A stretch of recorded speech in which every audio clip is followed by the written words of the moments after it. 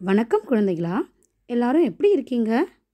வாங்க, இன்னைக்கு நாம் 3ஆம் வகுப்பு முதல் பருவத்தில் சான்றோர் மொழி என்ற செய்யுளில் இனியவை 40 என்ற பாடலை கற்றுக்கொள்ளலாம். முதலில் இந்த நூலை பற்றி அறிந்து கொள்ளலாம்.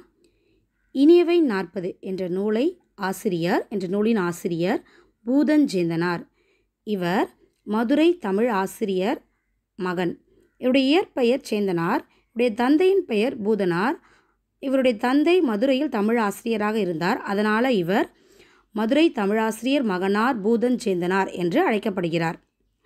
இவர் எழுதிய இனியவை 40 நூல் நம்முடைய வாழ்க்கைக்கு நன்மை தரும் இனிய கருத்துக்களை கூறுவதாலும் 40 பாடல்களை கொண்டதாலும் இந்த நூல் இனியவை 40 அப்படின்னு அழைக்கப்படுது. நம்ம இந்த பாடலை பாடலாமா?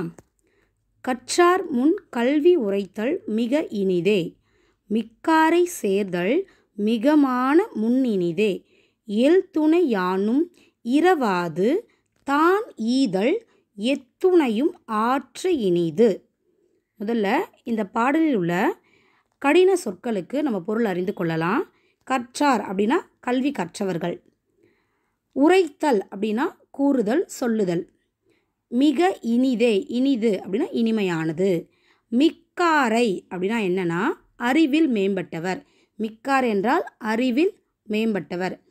எல் துணை அப்படி என்றால் எல் அளவு. எத்துணையும் அப்படின்னா எல்லாவற்றிலும். மாண்பு என்றால் பெருமை. இப்போ இந்த சொற்களுக்கு பொருள் அறிந்து கொண்டோம்.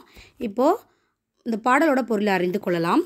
கற்றார் முன் கல்வி உரைத்தல் மிக இனிதே அப்படின்னா என்னன்னா, கல்வி கற்றவர்கள் முன்பாக நாம் கூறுதல், பேசுதல் மிக இனிது. அதாவது கல்வி கற்றவர்கள் முன்பாக நம்முடைய திறமைகளை நாம் வெளிக்காட்டுவது. உதாரணமாக இப்போ நம்ம ஒரு அவையில் ஒரு 4 அதிகார திருக்குறள் நம்ம ஒப்பிக்கிறோம்னு வச்சுக்கோங்களேன். அங்கே கற்றவர்கள் கல்லாதவர்கள் அனைவரும் இருப்பாங்க. அனைவருமே நம்மை கைகளை தட்டி பாராட்டுவாங்க. ஆனால் அங்கே கற்றவர்கள் என்ன பண்ணுவாங்கன்னா, நம்ம கூறிய பொருளை அறிந்து கொண்டு நம்மை பாராட்டுவார்கள். அதனால தான் கற்றவர்கள் முன்பாக நாம் நம்முடைய திறமையை காட்டுவது மிக இனிமையானது அப்படின்னு ஆசிரியர் கூறியிருக்கார். அடுத்து மிக்காரை சேர்தல் மிகமான முன் இனிதே அப்படின்னா, மிக்கார் என்றால் யார்? அறிவில் மேம்பட்டவர்கள். அதாவது நம்மை விட கற்றவர்கள், அறிவில் உயர்ந்தவர்கள், அறிவில் மேம்பட்டவர்களுடன் நாம் சேர்ந்து இருப்பது மிக இனிது அப்படின்னு சொல்லியிருக்காரு. ஏன் அப்படின்னா, நம்ம அப்போ தான் இன்னும் நம்ம அறிவை நம்ம வளர்த்து கொள்ள முடியும் இல்லையா? நம்மை விட அறிவில் மேம்பட்டவர்களுடன் நம்ம சேர்ந்து இருக்கும் பொழுது தான் அவர்கள் நமக்கு அதிகமான விஷயங்களை கற்றுக் கொடுப்பார்கள். அதனால தான் மிக்காரை சேர்தல் மிகமான முன்னினிதே அப்படின்னு ஆசிரியர் கூறியிருக்கார். அடுத்து எல் துணை யானும் இரவாது. இரவாதுனா பிறரிடம் கேட்டு பெறாதுன்னு அர்த்தம். ஒரு எல் அளவு கூட நாம் பிறரிடம் எதையும் கேட்டு வாங்கக்கூடாது. அதே சமயம் தான் ஈதல், நாம் மற்றவருக்கு ஈதல் என்றால் கொடுத்தல். நாம் மற்றவர்களுக்கு கொடுத்தல். எத்துணையும் என்றால் எல்லாவற்றையும் விட ஆற்ற இனிது.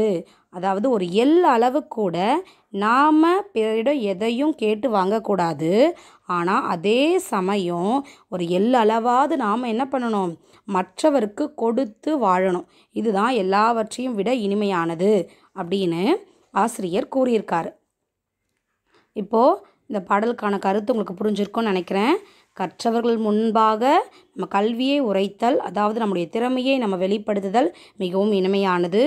அறிவில் மேம்பட்டவர்களுடன் சேர்ந்திருப்பது மிகவும் இனிமையானது. அப்போ தான் நம்ம அவங்களிடமிருந்து நம்ம அறிவை பெற முடியும், நல்ல செய்திகளை கற்றுக்கொள்ள முடியும்.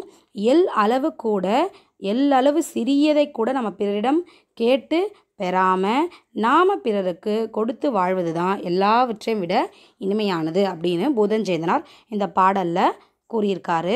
இந்த பாடல் நம்ம பாடலாக பாடலாமா? கற்றார் முன் கல்வி உரைத்தல் மிக இனிதே, மிக்காரை சேர்தல் மிகமான முன்னினிதே. கற்றார் முன் கல்வி உரைத்தல் மிக இனிதே, மிக்காரை சேர்தல் மிகமான முன்னினிதே, எத்துணை யானும் இரவாது தானீதல் எத்துணையும் ஆற்ற இனிது. எத்துணை யானும் இரவாது தானீதல் எத்துணையும் ஆற்ற இனிது. இந்த பாடலை நீங்களும் பாடி பழகுங்கள். உங்களுடைய புத்தகத்தில் நீங்களும் இந்த செய்யுளை படித்து பழகுங்கள். நன்றி குழந்தைகளா. நம்ம அடுத்த காணொளியில் சந்திக்கலாம்.